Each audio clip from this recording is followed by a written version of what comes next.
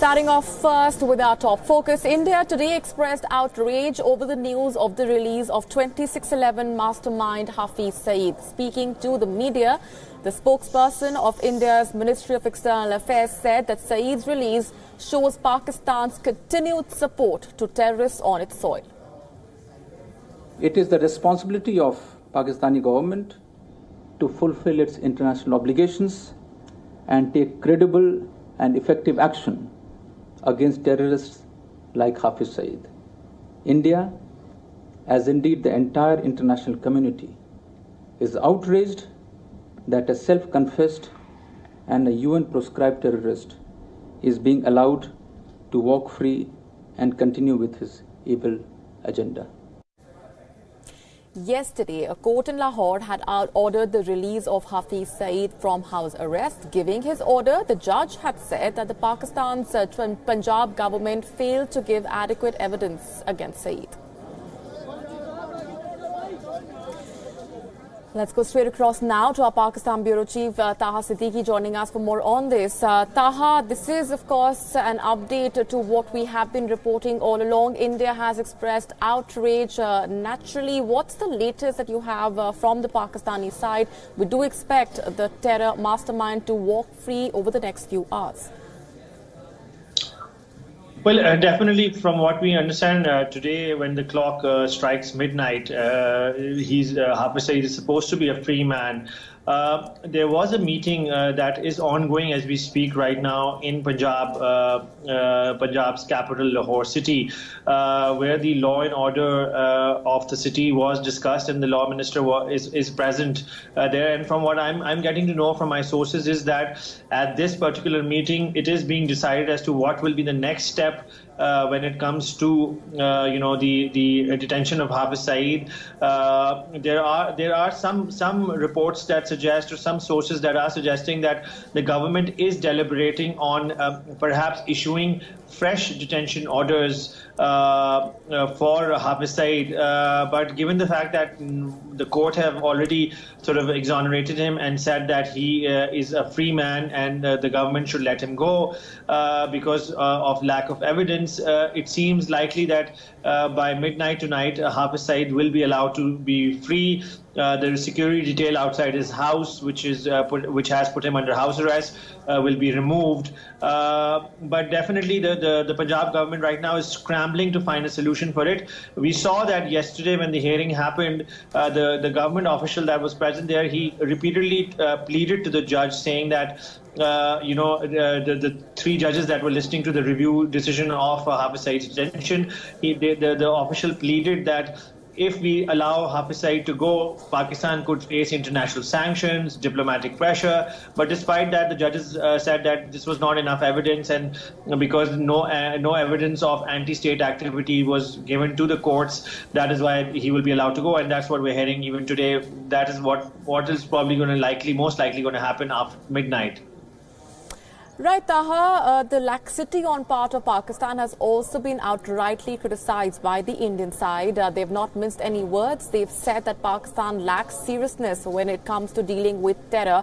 The kind of duplicity, Taha, that comes to the light yet again, it was an open charade that we saw on part of the Pakistani side yesterday in the court. Or when on one hand they are trying to portray that yes, we're serious on tackling terror, on the other hand, the plethora of evidence that has already been given out by the Indian side amounts to nothing in the court. Well, Pakistan's claim has been that all this evidence that India has shared with Pakistan, that is not actually, true. That evidence is not enough, and that evidence is not authentic.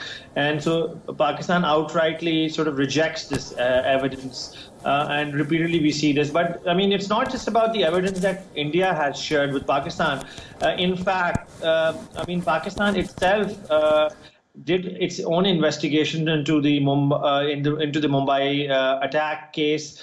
And there was one of the officials of Federal Investigation Agency which was involved, the FIA, which was involved in investigating this.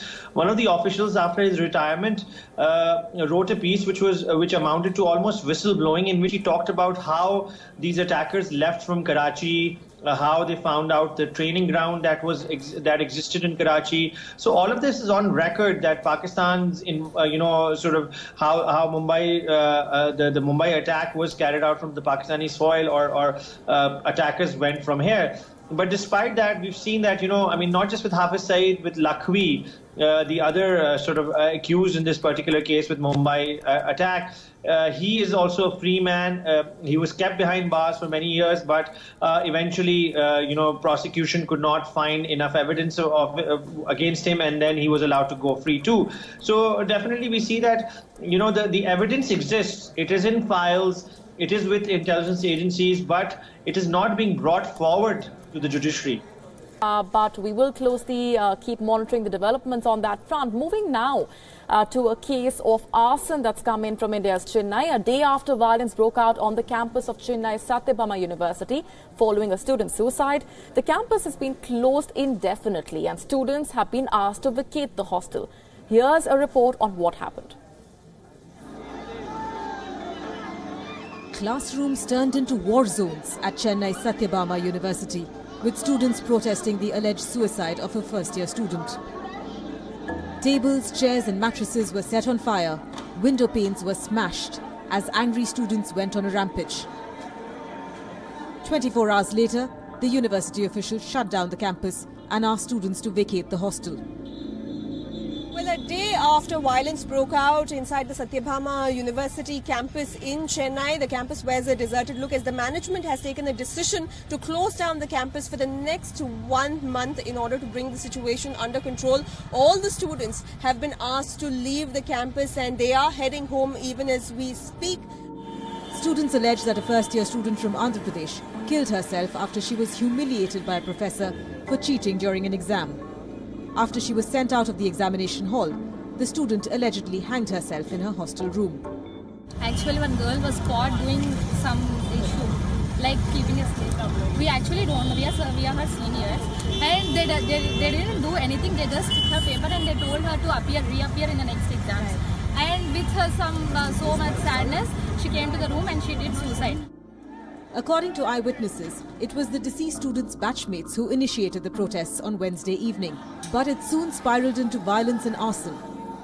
According to reports, more than 300 students went on a rampage, demanding justice for their deceased student. It took around 200 police personnel to appear on campus to help quell the unrest. While the police claim the situation is under control, the mood is still tense. The 30-year-old Satyabama University has witnessed violence in the past too, over issues of restriction of students to interact with the opposite sex, dress code and approval issues from the All India Council for Technical Education. Bureau Report, Wion.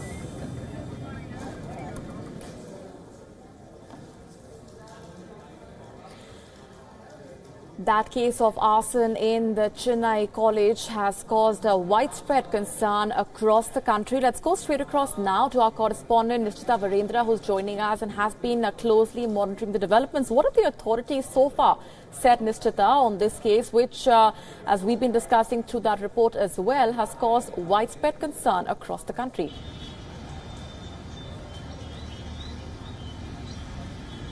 That's right. In fact, there is concern, especially here in Chennai, because Chennai is a city that is not new to campus violence. But since this time around, the violent outburst took place in a private university without a strong student union, really, they managed to quell the protests before it went out of hand. Fortunately, no one was injured or hurt grievously in this particular incident. Even as we speak, there are police officials present outside and inside the Satyabama University, that is right behind me. It is a massive campus and the university is around 30 years old, and all the students have been vacated from the university premises to just ensure that no violent outbursts take place, and two, none of the other students' lives are endangered.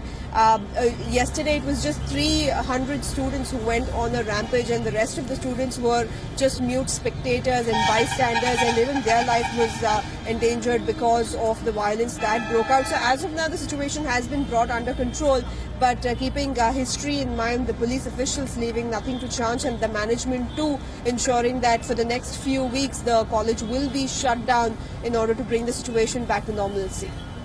All right, we're going to leave it there for the moment, Nishtita. Appreciate you joining us with all of those details.